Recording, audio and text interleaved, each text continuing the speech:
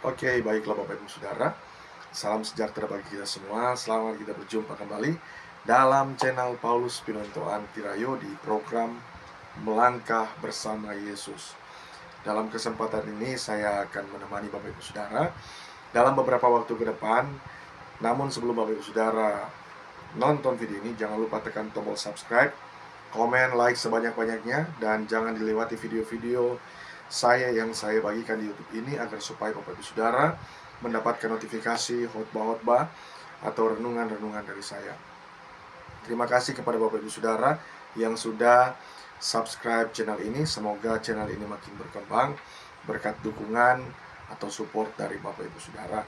Dan jika Bapak Ibu Saudara membutuhkan layanan doa, Bapak Ibu bisa tinggalkan komentar di kolom komentar di bawah ini, dan Bapak Ibu akan kami doakan, dan tim doa kami yaitu tim doa Yabes akan mendoakan Bapak Ibu Saudara. Dan tema renungan saya saat ini adalah mengambil bagian dalam kodrat ilahi.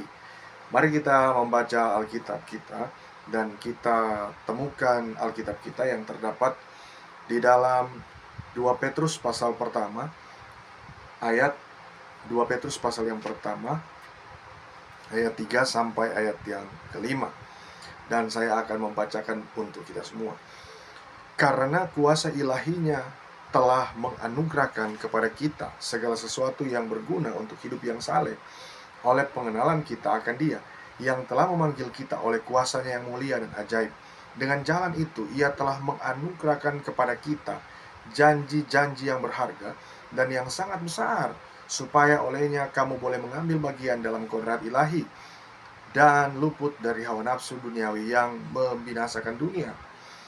Justru karena itu kamu harus dengan sungguh-sungguh berusaha untuk menambahkan kepada imanmu kebajikan, dan kepada kebajikan pengetahuan. Nah, Bapak Ibu Saudara, firman Tuhan diberikan kepada orang-orang percaya, khususnya kita, agar supaya kita bukan hanya merenungkan, bukan hanya dipikirkan, atau bukan hanya di-share seperti itu, tapi kita juga harus melakukan, menerapkan dalam kehidupan kita sehari-hari.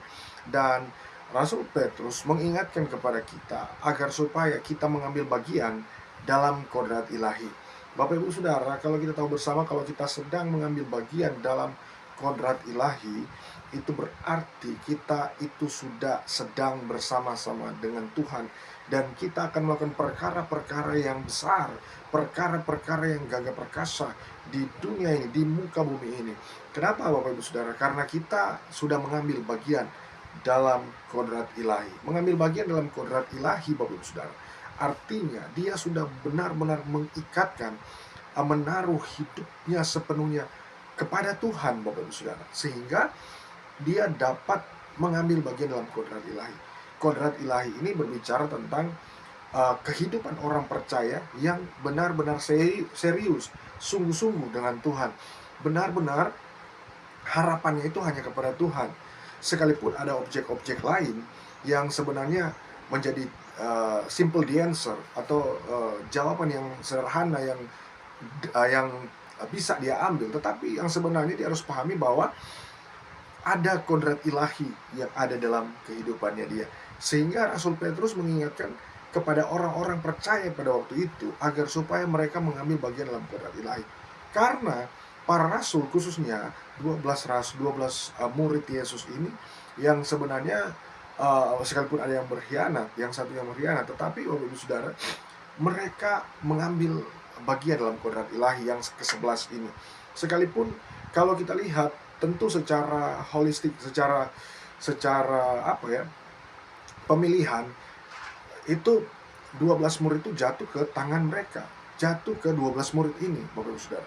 Tetapi Tuhan tidak hanya cukup memilih mereka atau memanggil mereka, Tuhan juga harus mengajarkan mereka, seperti Yudas dan Petrus. Ya, Yudas pernah berkhianat, sekalipun dia kemudian melakukan hal yang tidak dikehendaki Tuhan. Demikian juga dengan Petrus. Petrus pernah mengalami hal yang demikian. Dia pernah menyangkal. Tetapi Bapak Ibu Saudara, ketika Petrus mengambil bagian dalam kodrat ilahi, dia benar-benar tidak takut, tidak khawatir dengan hidup ini. Artinya hidupnya sepenuhnya ada dalam tangan Tuhan. Dia nggak takut lagi dengan masalah kehidupan, masa depan dan lain sebagainya. Dia sudah taruh semuanya kepada Tuhan. Kenapa? Karena dia mengambil bagian dalam kodrat ilahi. Nah, Bapak Ibu Saudara, kalau kita mengambil bagian dalam kodrat ilahi, tentu kodrat ilahi zaman, ya, yang dimaksudkan oleh Rasul Petrus, zaman mereka, Bapak Ibu Saudara, pada waktu mereka berjuang, pada waktu mereka benar-benar hanya tertuju kepada Kristus, hanya benar-benar tertuju kepada Tuhan pada waktu itu, ya, dan mereka benar-benar melekat kepada Tuhan. Nah, itu berarti mereka sedang mengambil bagian dalam kodrat ilahi ketika mereka ada dalam penderitaan, ya, ketika mereka berada dalam tekanan, ketika mereka berada dalam persoalan, tantangan, rintangan yang mereka hadapi, ketika mereka dianiaya, orang-orang percaya pada waktu itu sudah nggak bisa buat apa-apa selain berdoa, Bapak Saudara. Nah, itu kodrat ilahi. Mereka harus mengambil bagian dalam itu agar supaya Bapak Ibu Saudara, itu yang mendorong mereka untuk mendapat di ayat yang kelima itu, yaitu dengan sungguh-sungguh berusaha untuk menambahkan kepada imanmu kebajikan, kepada kebajikan pengetahuan. Nah, itu semua dapat dari ketika orang percaya mengambil bagian dalam kodrat ilahi. Nah, bakal dari itu Bapak Ibu Saudara, di sini ada beberapa cara agar kita dapat mengambil bagian dalam kodrat ilahi. Cara pertama adalah kita berpuasa. Bapak Ibu Saudara, banyak hari-hari ini orang percaya yang awalnya, yang dulunya pada waktu dia mengalami cinta mula-mula, dia berpuasa, bahkan hidupnya katanya hanya bagi Tuhan saja. Tapi ketika dia mulai menanjak naik, next level, lalu kemudian dia mulai melihat ada progresivitas yang terjadi dalam kehidupannya, dia mulai meningkat, bahkan entah mungkin keuangannya, ekonominya dia mulai meningkat, tapi pada waktu dia mengalami degradasi, dia berpuasa dan lain sebagainya. Tetapi setelah dia dapat semua itu, dia lupa lagi berpuasa, dia lupa lagi merendahkan diri kepada Tuhan. Mengapa? Karena dia hanya datang kepada Tuhan hanya pada waktu dia sudah nggak bisa apa-apa, tetapi ketika dia punya apa-apa, dia lupa. Maka Bapak Ibu Saudara, saya perlu ingatkan agar supaya mari kita bangun hubungan kita dengan Tuhan kembali. Kita berpuasa, kita merendahkan diri kepada Tuhan. Sekalipun Tuhan sedang angkat, Tuhan sedang bawa, Tuhan sudah memberikan kita, ya, segala apa yang kita minta dan sebagainya, mari kita berpuasa, kita merendahkan diri kepada Tuhan. Kenapa? Karena visi tujuan Tuhan itu bukan hanya satu saja, ya. Tentu akan kemudian berganti dalam kehidupan setiap kita orang percaya, apalagi sebagai seorang hamba Tuhan, pemimpin dan sebagainya. Itu Tuhan sedang persiapkan dengan cara kita berpuasa. Kita kembali lagi dengan cinta mula-mula kita kepada Tuhan. Kenapa Bapak Ibu Saudara? Ini sangat penting Bapak Ibu Saudara. Nah, apalagi kalau seseorang sudah disibukkan dengan segala kegiatan, dengan segala jadwal schedule yang di luar begitu padat, tetapi sebenarnya di dalamnya begitu hancur dan sebagainya. Nah, Bapak Ibu Saudara, banyak orang lebih suka meningkatkan kualitasnya ketika berada di luar. Dia begitu rajin, terlihat begitu rajin. Di luar sana dia begitu rajin, antusias, dia begitu giat. Tetapi di dalam rumahnya sendiri, di dalam pelayanannya sendiri, dia tidak bisa mengembangkan, dia tidak bisa mengatur dengan baik.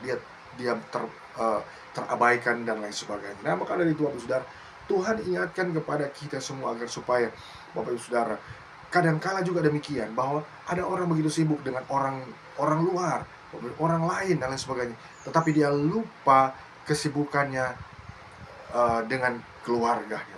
Banyak orang sibuk, ya, tetapi dia lupa dengan keluarganya sendiri, dia lupa dengan yang ada di rumahnya sendiri. Ada begitu banyak orang sibuk di dapur orang lain, tapi dia tidak sibuk di dapurnya sendiri. Ada begitu banyak orang yang begitu sibuk untuk mengatur, untuk Bapak Saudara, untuk rajin mengatur kamar orang lain, Bapak Saudara, tetapi kamarnya sendiri berantakan, Bapak Saudara. Nah, maka dari itu Bapak Saudara, mari kita berpuasa, merendahkan diri kepada Tuhan. Tuhan akan menyertai kita. Lalu kemudian cara kedua, kita berdoa. Kalau kita berdoa, kita datang sungguh-sungguh kepada Tuhan, pasti Tuhan akan berikan kita jawaban yang pasti. Tuhan akan berikan kita jawaban yang luar biasa. Ketika kita berdoa, kita menyerahkannya semua kepada Tuhan, Tuhan pasti akan turun tangan. Apa persoalan kita, masalah kita, pasti akan tuntas. Apa yang selama ini di benak kita, selama di pikiran kita yang belum terjawab. Tapi kalau kita merendahkan diri, pasti Tuhan akan. Ada hal yang Bapak Ibu Saudara yang kita tidak dapat jawab dengan nalar kita, karena nalar kita ini terbatas, Bapak Ibu Saudara. Tetapi kalau Roh Tuhan, ya, kalau Tuhan yang mengilhamkan, kalau Tuhan yang memberikan hikmat, kalau Tuhan yang menyertai, pasti itu akan Tuhan tujukan. Ketika kita berdoa, mujizat itu terjadi. Lalu kemudian cara ketiga, melakukan firman Tuhan selalu, always, continue, terus menerus. Maka Bapak Ibu Saudara yang terkesan Tuhan dalam kehidupan kita, kadangkala kita ini, Bapak Ibu Saudara, kita hanya melakukan firman Tuhan pada waktu kita berada di depan orang lain. Tetapi ketika kita sedang tidak bersama-sama dengan orang tersebut, maka kita mulai tidak lagi melakukan firman Tuhan. Tapi Tuhan ingatkan kepada kita, mari kita bertekun, ya, dalam kehidupan kita, karena Tuhan melihat dan menyertai kita. Maka marilah kita tetap mengasihi Tuhan lebih sungguh-sungguh lagi, dan Tuhan akan memberkati kita. Semoga video ini dapat bermanfaat bagi kita semua, dan Tuhan Yesus memberkati.